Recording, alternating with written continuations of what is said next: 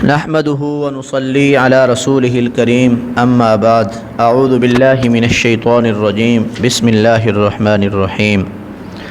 سامعین محترم، 17ویں تراویح میں 20واں پارہ پڑھا گیا۔ 20ویں پارے کی ابتدا سورہ نمل کے درمیان سے ہوتی ہے۔ سورہ نمل میں بیان ہونے والے مضامین کا کچھ حصہ 19ویں پارے کے مضامین میں گزرا ہے اور بقیہ 20ویں پارے کا۔ سامعین محترم، قرآن کریم کے مضامین کا ایک اہم اور بڑا حصہ اللہ کی قدرت کی نشانیاں ہیں۔ اللہ جل جلالہ نے انسانوں کے آس پاس بکھری ہوئی نشانیوں کو انسانوں کو یاد دلایا، اور اس سے اللہ نے تقاضا یہ کیا کہ تم مجھے یاد کرو، میرے ساتھ اپنا تعلق بناؤ ان نشانیوں کو دیکھ کر۔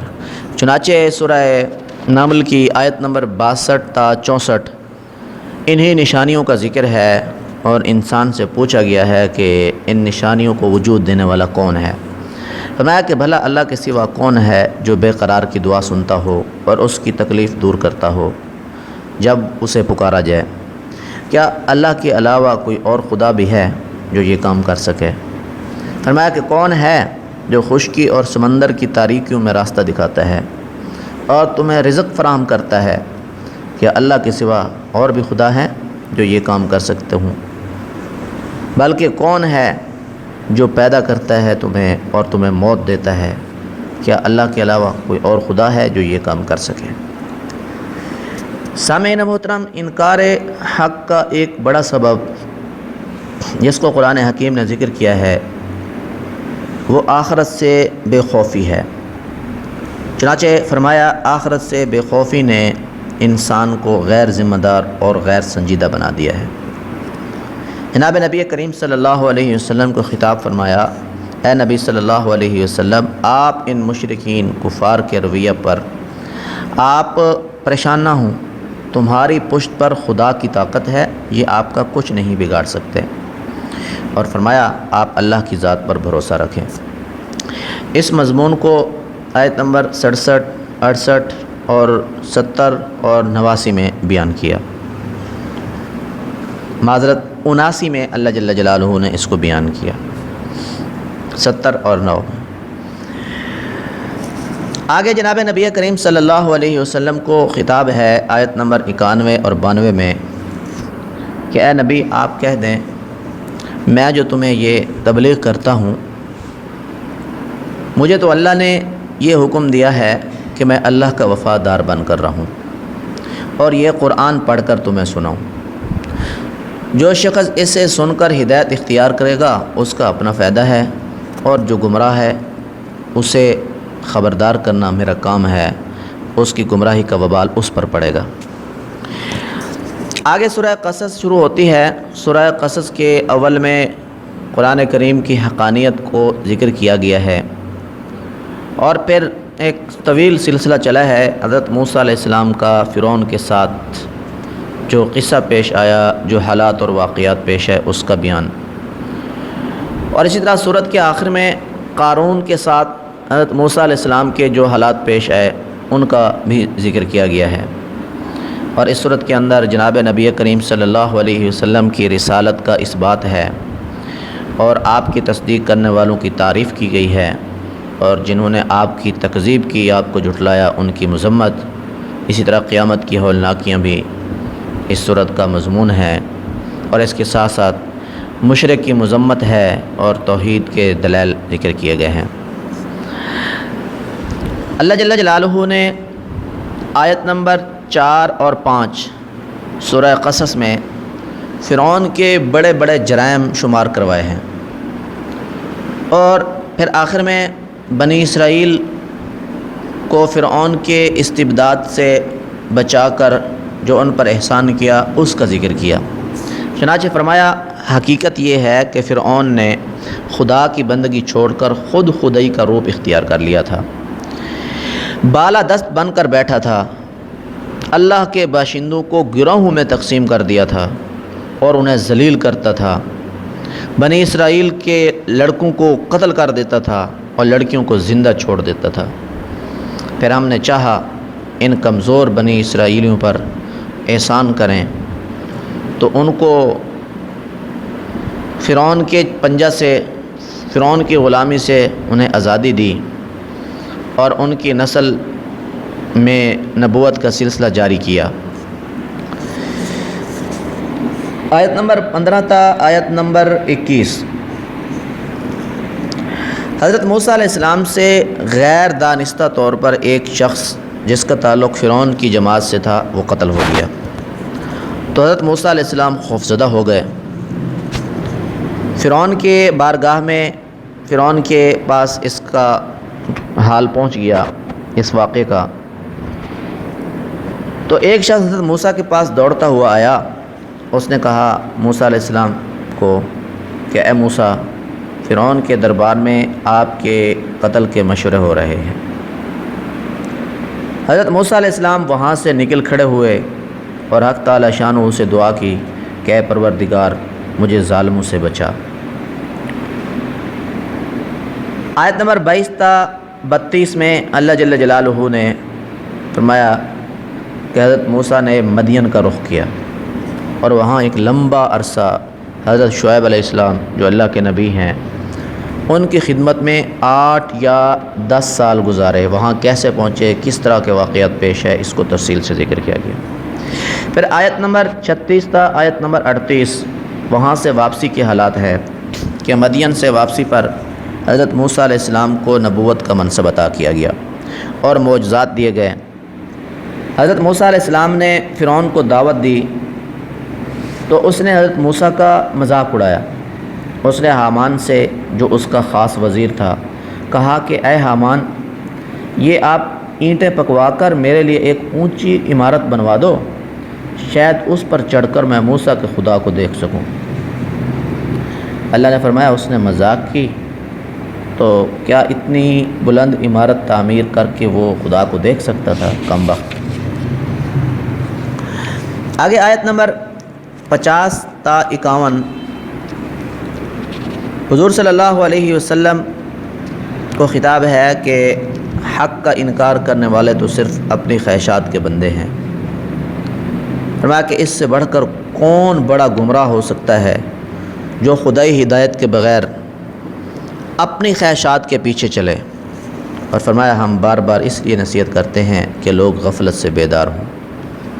سامعین محترم، قرآن حکیم کی شروع آیت سے لے کر آخر آیت تک انسان کو نصیحتیں ہی نصیحتیں کی گئی ہیں تاکہ انسان غفلت سے بیدار ہو۔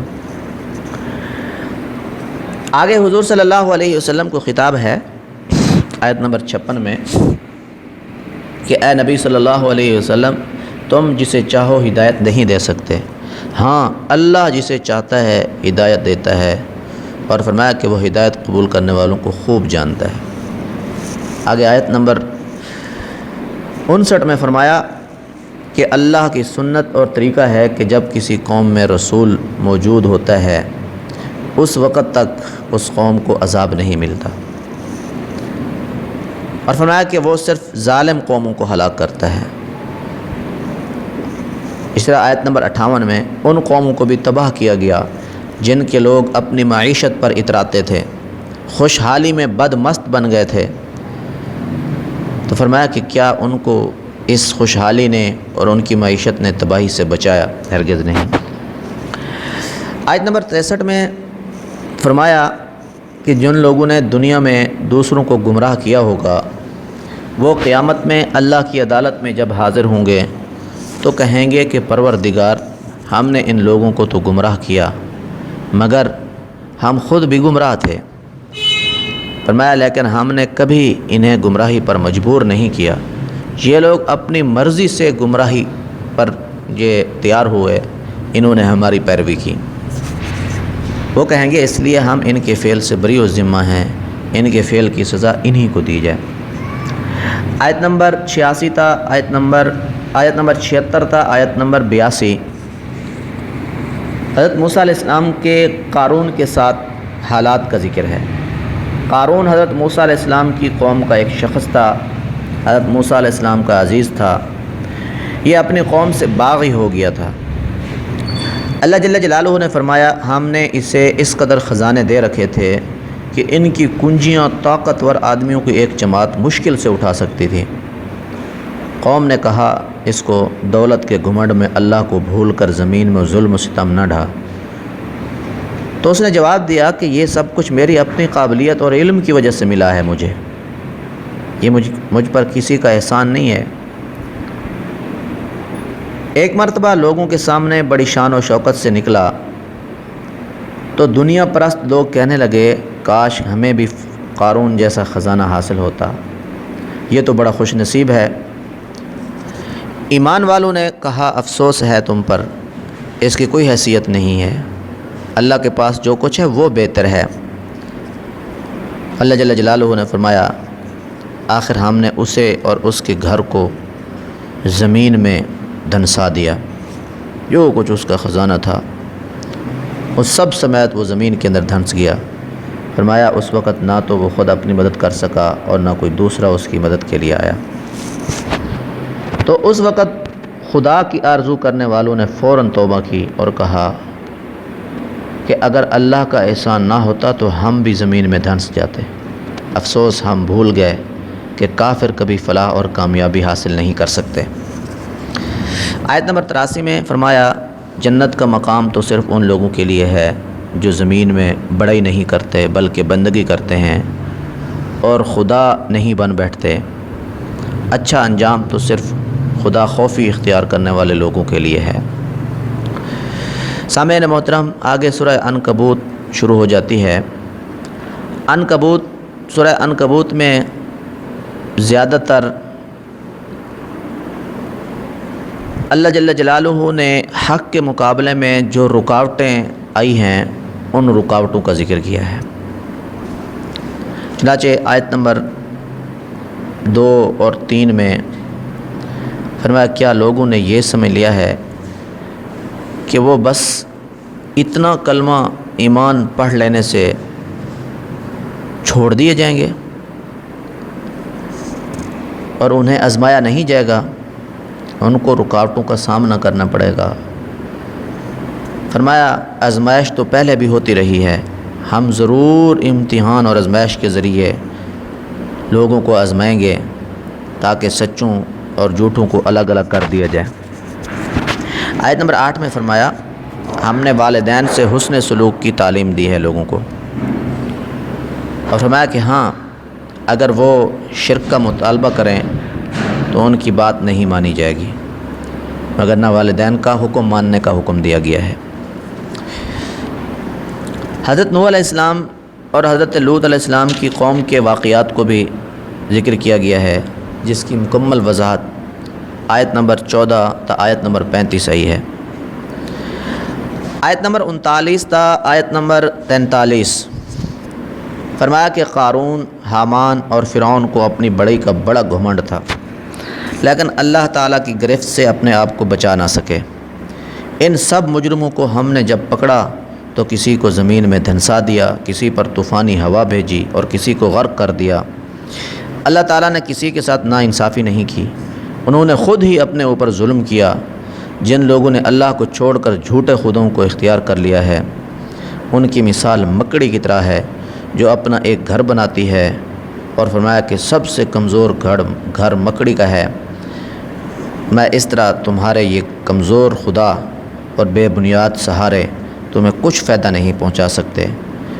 اور فرمایا کہ یہ مثالیں اس لیے دی جاتی ہیں کہ حقیقت حال سے باخبر ہو جائیں لوگ، لیکن فرمایا کہ سمجھتے وہی ہیں جو علم اور حق و باطل میں تمییز رکھتے ہیں۔ اللہ جل جلالہ ہم سب کو ہدایت عطا فرمائے اور قرآن حکیم کی تعلیمات سے ہمیں بہرہ مند ہونے کی توفیق عطا فرمائے۔ وآخر دعوانا ان الحمد للہ رب العالمین۔